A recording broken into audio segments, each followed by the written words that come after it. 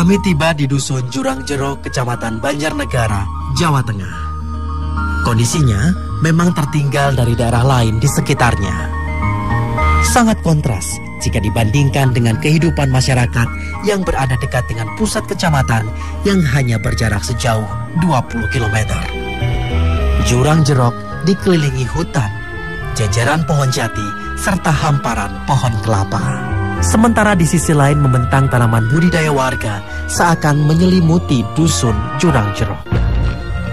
Lokasi Dusun Jurang Jeruk yang terpencil sedikit banyak menghambat laju pertumbuhan ekonomi warganya. Kesempatan menambah penghasilan dan membuka usaha pun seakan tak ada. Warga pun akhirnya kembali lagi ke alam. Banyaknya pohon kelapa yang tumbuh di setiap penjuru desa menjadi lahan keluar mereka menambah penghasilan. Bukan sebuah pemandangan aneh jika melihat petani hilir mudik menenteng batang bambu tempat sari nira kelapa. Setiap pagi dan sore hari, warga masuk ke hutan ke kebun mereka masing-masing untuk menyadap nira kelapa. Berbeda dengan memetik pala, aktivitas menyadap aren dilakukan oleh kaum laki-laki. Pohon kelapa yang tingginya belasan meter ini tak sedikit pun menyurutkan nyali para petani gula kelapa. Dalam sehari, petani kelapa harus memanjat lebih dari 15 pohon kelapa. Ini agar jumlah air nira yang dikumpulkan cukup untuk diolah menjadi gula kelapa. Kali ini, Parso tengah mengambil anjang-anjang untuk memulai memanjat kelapa.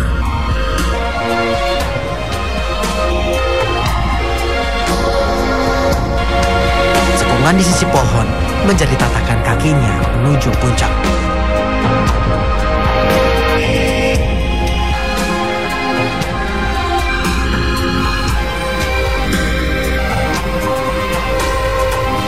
Jadi sesuai namanya, Dusun Jurang Jeruk ini memang berada di sekitar kawasan jurang, pemirsa. Tidak hanya pemukiman warga, tapi juga aktivitas mereka juga kerap dilangsungkan di dekat jurang-jurang terjal seperti ini.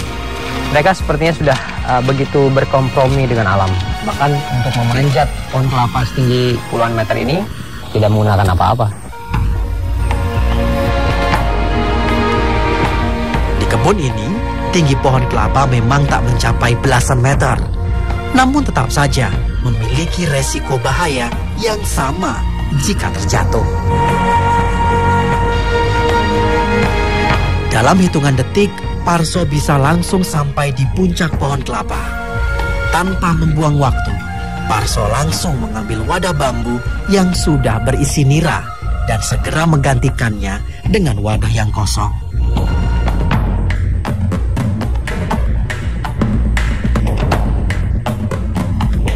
Ujung tanda nira harus dipotong agar air nira kembali deras mengalir mengisi bambu yang baru dipasang.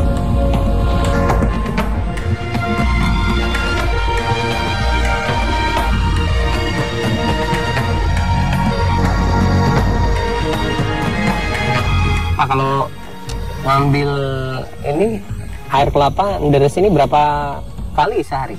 2 kali. Oh, 2 kali. Jam berapa aja? Ya kalau sore jam 3:30, kalau pagi itu jam 6:30. Ini juga pohonnya di jurang-jurang gini nggak takut, Pak? Ya enggak sih, orang udah kebiasaan sih, udah setiap pagi dan sore ini kan ambil sih. Sejak tinggal di sini tuh udah kerjanya begini ya? Iya. Sari pati kelapa yang sudah dipanen harus segera diolah menjadi gula. Karena umur air nira kelapa setelah panen tak bisa bertahan lama, Telat beberapa waktu saja bisa mengakibatkan air nira rusak dan tak bisa dibuat menjadi gula. Sementara itu, air hujan dan kotoran terkadang membuat kualitas gula menjadi turun. Setiap rumah warga di Dusun Jurang Jerok memiliki dapur khusus untuk memasak gula. Prosesnya dimulai dari menyaring nira kelapa, kemudian dimasukkan ke dalam wajan. Di atas tungku, nira kelapa dimasak. Sementara itu, api harus tetap dijaga agar besar cukup dan tidak membuat nira menjadi hangus. Semakin lama, gula semakin mengental. Adonan ini harus selalu diaduk hingga semua buih yang terbentuk dari proses pemanasan menguap dari permukaan tungku. Setelah berwarna coklat dan cukup matang, maka wajan didinginkan.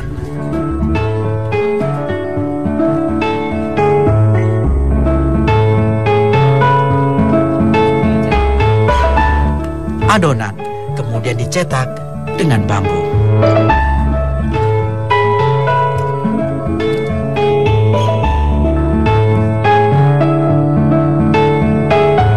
Satu persatu adonan gula kelapa sudah masuk ke dalam cetakan. Tak butuh waktu lama, semua cetakan pun sudah terisi gula.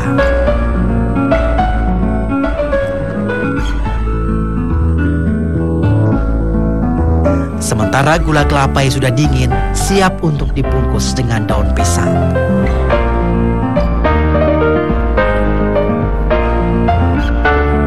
Dalam sehari, warga bisa menghasilkan 3 hingga 5 kg gula kelapa. Gula-gula ini akan langsung ditukar dengan rupiah agar mereka bisa berbelanja membeli beberapa kebutuhan pokok mereka. Hari ini, saya dan beberapa orang warga akan menuju ke rumah salah satu pengepul gula kelapa dan pala. Di tengah perjalanan, kami bertemu dengan beberapa orang anak-anak Dusun Jurang Jerok yang akan menuju ke sekolah. Kami harus melewati jalur setapak menuju pusat desa. Namun, anak-anak ini tetap terlihat bersemangat menuju ke sekolah. Tak peduli buruknya jalan yang dilewati. Ini masih jauh, Bu? Setengah perjalanan lagi, Mas. Masih setengah perjalanan lagi. Ini kering-keringnya sudah banjir. Nah, biasanya keranjang yang dibawa keluar dari desa yang penuh sama hasil kebun ataupun juga gula yang sudah dicetak. Nanti pulangnya juga beratnya akan sama, akan diisi dengan keperluan sehari-hari. Jadi sekalian, Bu, ya. Iya. Di tengah jalan, kami dan anak-anak ini harus berpisah menuju tujuan kami masing-masing. Anak-anak ini masih harus melanjutkan perjalanan ke sekolah madrasah di pusat desa. Ini kalau dilihat, Bu, ya, dari Jurang Jerok ke sini kan cukup jauh, Bu, ya, kan? Jauh, ya. Ada anak-anak yang harus bersekolah ke sini. Mereka tuh jalan kaki atau gimana? Jelas itu jalan kaki tuh, Mas. Jalan kaki sampai mungkin kalau jalan tidak terlalu cepat sampai 1 jam. Ya, sampai 1 jam. Kadang kalau hujan besar itu kan melewati sungai. Kalau sungainya banjir juga mungkin agak siang karena nunggu surut begitu. Tapi tetap nanti kalau mereka datang kalau tetap misalkan diizinin. basah, sepatu basah, tetap kita masuk. Tetap belajar ya, Bu, ya.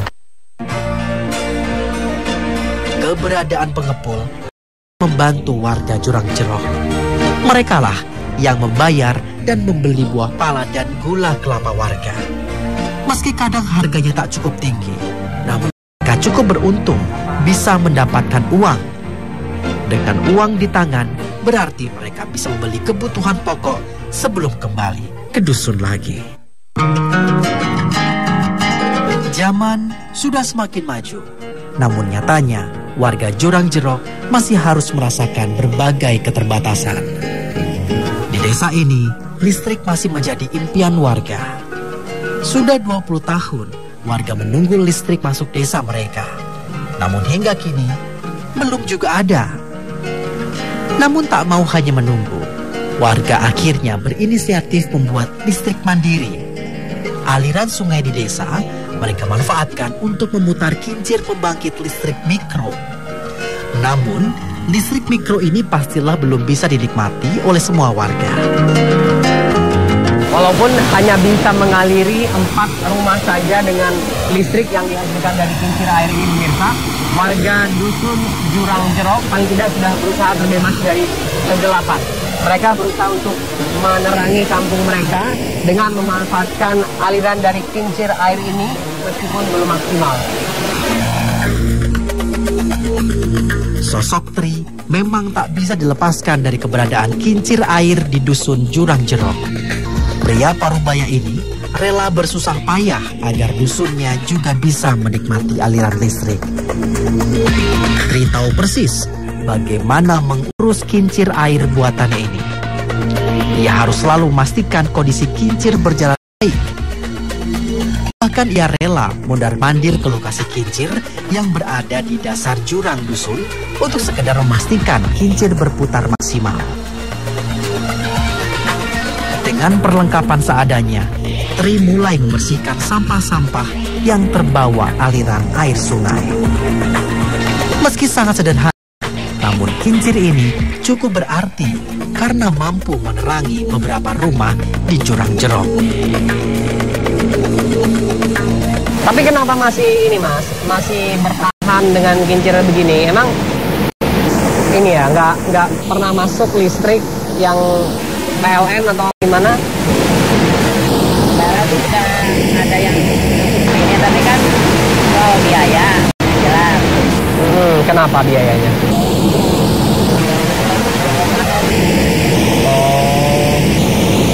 Pertama, yang kedua tuh apa?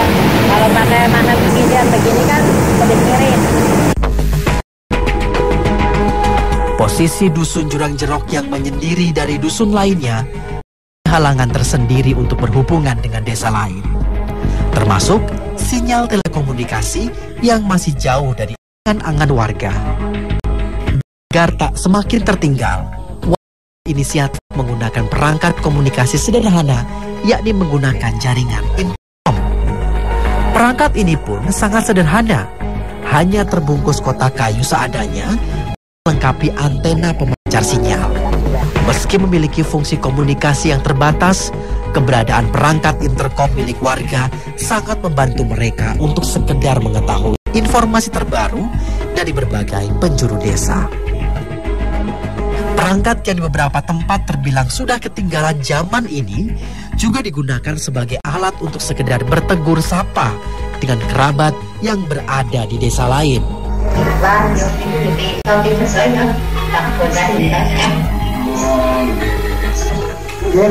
Perangkat intercom seperti ini tidak hanya sekedar untuk melepaskan kebosanan warga yang ada di dusun Jurang Jerok ini pemirsa, tapi ini juga merupakan alat yang bisa menghubungkan mereka dengan dunia luar. Mereka bisa mengetahui informasi apapun dengan perangkat sederhana seperti ini. Dan hampir setiap rumah di dusun ini memiliki perangkat intercom seperti ini.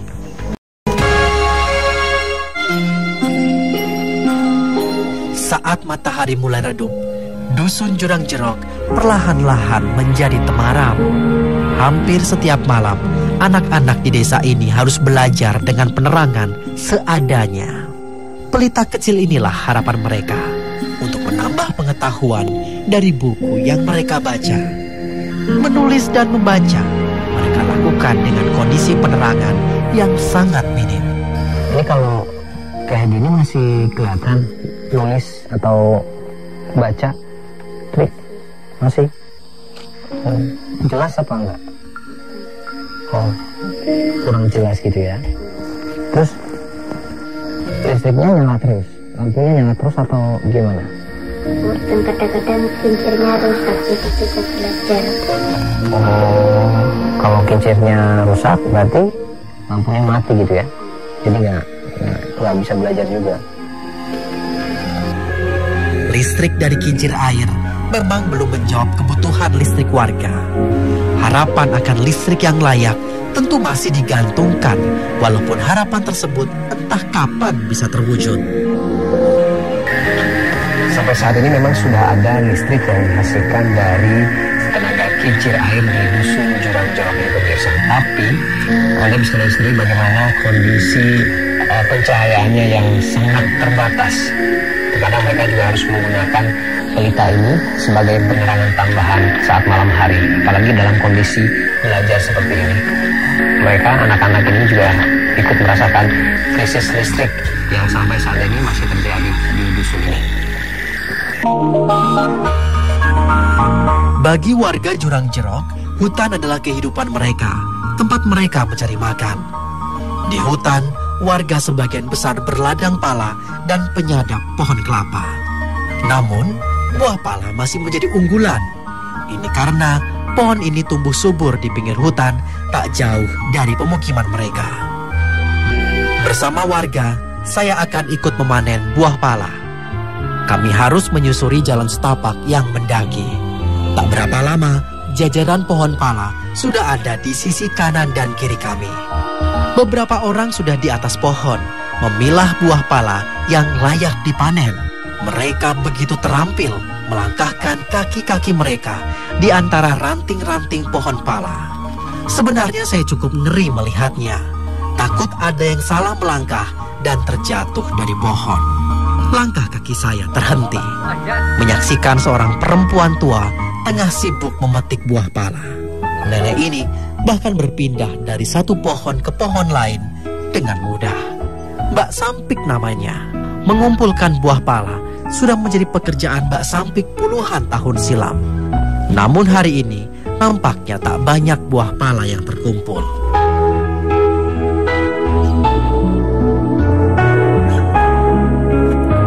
Akhirnya saya dan Mbah Sampik mencoba peruntungan di tempat lain, berharap banyak buah pala yang bisa kami petik. Kami harus jeli melihat setiap pohon yang akan kami petik buahnya. Namun tak semua buah pala siap panen mudah dijangkau dan dipetik.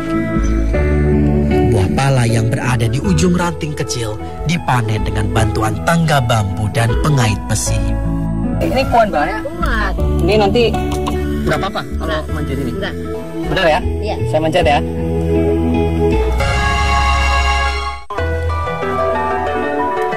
Kelihatannya mudah, namun pemetik buah pala harus pandai-pandai menjaga keseimbangan badannya. Jika tidak, maka resiko jatuh dari atas pohon pun bisa terjadi.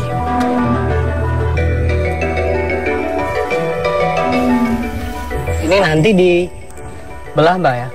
Oh, nanti di dalamnya dikeluarkan palanya. Lagi-lagi, hasil buah pala di tempat ini pun tak cukup banyak jumlahnya.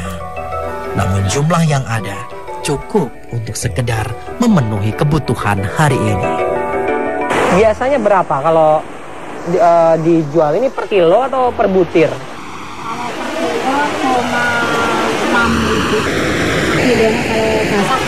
Oh, tapi kalau kering?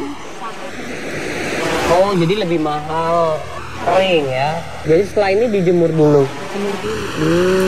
Ini kan nggak banyak, ini cuman berapa? 15 apa? Nanti dibagi 2 begitu ya?